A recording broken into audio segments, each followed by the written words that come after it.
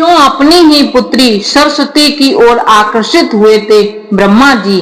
ब्रह्मा और सरस्वती की कहानी उस समय शुरू होती है जब सृष्टि की रचना हो रही थी। हिंदू ग्रंथ के मुताबिक सृष्टि की रचना ब्रह्मा जी के द्वारा की गई है और इस ब्रह्मांड के पालनकर्ता के रूप में हम भगवान विष्णु को जानते हैं। साथ ही भगवान शंकर को सृष्टि के संहारक के रूप में जानते हैं। मगर कमाल की बात है कि आपने पृथ्वी पर विष्णु और महेश के बहुत सारे मंदिर देखे होंगे, मगर आपने कभी भगवान ब्रह्मा का मंदिर नहीं देखा होगा।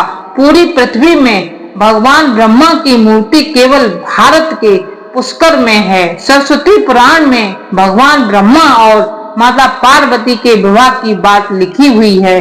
इस प्रसंग के मुताबिक जब भगवान ब्रह्मा सृष्टि का निर्माण कर रहे थे तो सृष्टि के निर्माण को आगे जारी रखने के लिए ज्ञान की आवश्यकता थी।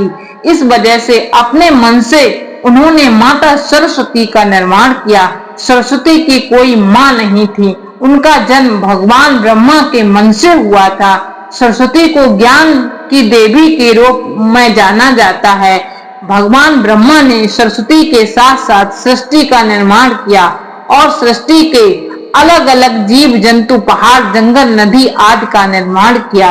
इस निर्माण प्रक्रिया के दौरान भगवान ब्रह्मा देवी सरस्वती के रूप से आकर्षित हो गए। माता सरस्वती ज्ञान की देवी होने के साथ साथ रूप में भी बहुत आकर्षक थीं, मगर सरस्वती का जन्म ब्रह्मा से हुआ था। इस वजह से जब भगवान ब्रह्मा सरस्वती की तरफ मोहित हो गए तब देवलोक में उनकी बहुत निंदा हुई। हालांकि इन सबके बावजूद ब्रह्मा ने सरस्वती से विवाह किया और लगभग 100 साल तक पृथ्वी पर जंगल में निवास किया।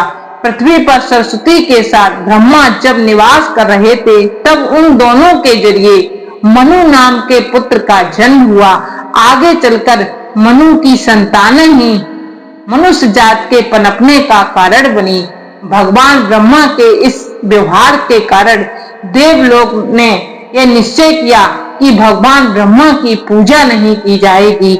सरस्वती ने ब्रह्मा को श्राप क्यों दिया? सरस्वती पुराण में बताया गया है कि भगवान ब्रह्मा ने सरस्वती को अपने मन से उत्पन्न किया था और माता सरस्वती की खूबसूरती पर मोहित हो गए थे।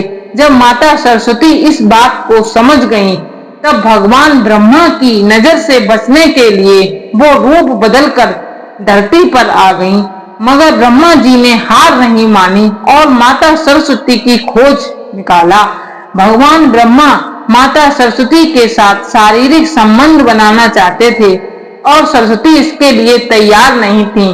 सरस्वती ने ब्रह्मा को श्राप दिया था कि धरती का निर्माण करने के बावजूद धरती पर आपकी कभी पूजा नहीं होगी। ब्रह्मा और सरस्वती का संबंध क्या है? ब्रह्मा और सरस्वती दोनों ही हिंदू धर्म में बहुत ही महत्वपूर्ण देवी देवता के पात्र हैं। इनसे जुड़ी किसी भी जानकारी पर भरोसा करने से पहले आपको वेद पुराण पढ़ना चाहिए। सबसे पहले आपको बता दें कि हिंदू धर्म की सारी जानकारी वेद में दी गई है। हिंदू धर्म वेद से शुरू होता है। इसके साथ ही वेद में इस तरह की किसी भी देवी देवता का वर्णन नहीं है। हम जितने भी देवी देवता के बारे में जानते हैं उन्हें केवल पुराणों में लिखा गया है। अब आपको ये भी समझना होगा कि ब्रह्मा और सरस्वती के संबंध को लेकर जो जानकारी दी जाती है उसमें कहा जाता है कि इस जानकारी को सरस्वती पुराण से लिया गया है, मगर सरस्वती पुराण नाम का कोई भी पुराण हिंदू धर्म में मौजूद नहीं है। हिंदू धर्म में 4 वेद और 18 पुराणों की बात की गई है। इन 18 पुराणों में सरस्वती पुराण नाम का कोई पुराण मौजूद नहीं है। कुछ बड़े पुराणों को उप पुराण में विभाजित भी किया गया है, मगर उप पुराण में भी सरस्वती पुराण नाम के किसी भी पुराण का जिक्र नहीं है। कुछ जगहों पर मत्स्य पुराण की बात की जाती है, मगर इस पुराण में भी आपको सरस्वती और ब्रह्मा के विवाह जैसी कोई जानकारी नहीं मिलेगी। ऐसे में सवाल उठता है कि ब्रह्मा और सरस्वती के बीच कौन सा संबंध है? इसके लिए आपको समझना होगा कि ब्रह्मा ने सृष्टि का निर्माण किया। अर्थात जब भगवान ब्रह्मा इस सृष्टि का निर्माण करने बैठे तब विष्णु और महेश के अलावा कुछ भी इस दुनिया में मौजूद नहीं था।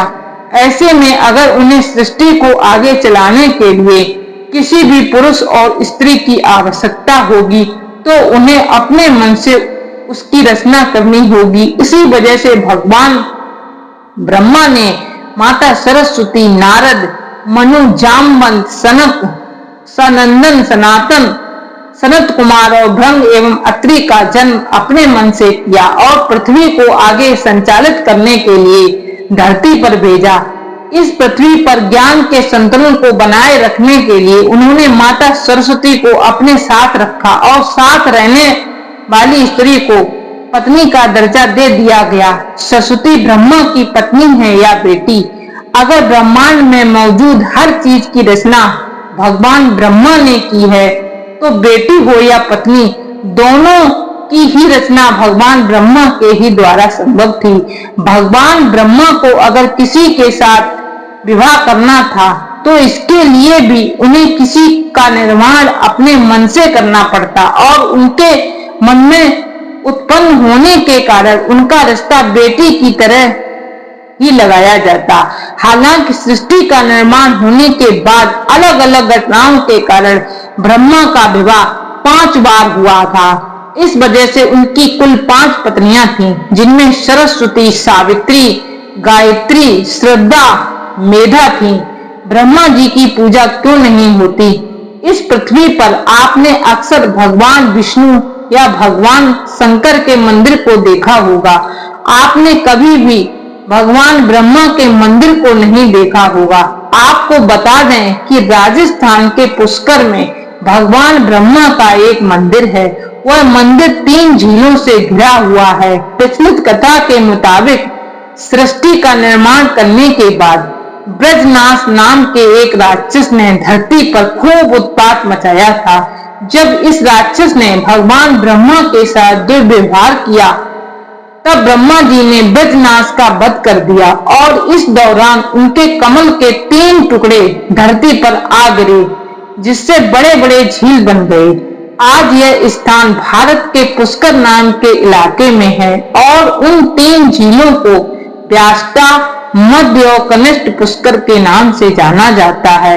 इन झीलों के निर्माण के कारण वहां पर एक यज्ञ करवाने का निश्चय किया गया। इस यज्ञ में साक्षात भगवान ब्रह्मा बैठने आए थे, मगर एक यज्ञ या पूजा पाठ में पति को पत्नी के साथ बैठना होता है। उस समय भगवान ब्रह्मा की पत्नी सावित्री थी, मगर उन्हें आने में काफी विलंब हो रहा था। बहुत देर इंतजार करने के बाद पूजा का मुहूर्त खत्म होने से बचाने के लिए भगवान विष्णु ने एक सुझाव रखा कि ब्रह्मा जी की शादी इसी पूजा के दौरान कर दी जाए। इस विचार पर सहमत दिखाते हुए नारद मुनि ने गायत्री नाम की एक स्थानीय लड़की को भगवान ब्रह्मा के साथ विवाह करने के लिए मना लिया। जब इन दोनों का विवाह हुआ और यज्ञ में भगवान ब्रह्मा गायत्री के साथ बैठकर पूजा को संपन्न किया, तभी वहां माता सावित्री आ गईं और वह पूरी गतिविधि पर खूब क्रोधित हुई। उन्होंने इस क्रोध में आकर भगवान ब्रह्मा को श्राप दिया कि धरती पर उनकी पूजा कभी नहीं की जाएगी। इसके बाद उन्होंने नारद को शादी के लिए लड़की खोज कर लाने के लिए श्राप दिया कि नारद आजीवन कुंवारे रहेंगे। जब माता सावित्री को पता चला कि यह विचार भगवान विष्णु ने प्रकट किया था तो उनके श्राप से वह भी न बच पाए। माता सावित्री ने भगवान विष्णु को श्राप दिया कि वह अपनी पत्नी के वियोग में तड़फेंगे। इसी श्राप के कारण राम अवतार में भगवान विष्णु को माता सीता से बिछड़ने का दुख भोगना पड़ा था। इसके बाद जब माता सावित्री का क्रोध कुछ कम हुआ तब उन्होंने भगवान ब्रह्मा पर दया दिखाते हुए कहा कि उनकी पूजा धरती पर केवल एक जगह इस पुष्कर में ही हो सकती है। इसके बाद भगवान ब्रह्मा के इस व्यवहार से आहत होकर वह पुष्कर के समीप रत्नगिरी नाम के पहाड़ पर चली गईं और हमेशा के लिए तपस्या में लीन हो गईं। आज भी रत्नगिरी पहाड़ पर माता सावित्री का मंदिर है और उसके ठीक नीचे 3 झील के बीच बसा पुष्कर का ब्रह्मा मंदिर मौजूद है। इतिहासकारों के मुताबिक आचार्य शंकराचार्य के द्वारा सन 1711 में यहाँ भगवान ब्रह्मा की मूर्ति की स्थापना की गई थी। इससे पहले यहाँ बिना मूर्ति की पूजा होती थी। दोस्तों, आपको ये कहानी कैसी लगी कृपया कमेंट करके हमें जरूर बताएं और बहुत सारी कहानियों को सुनने के लिए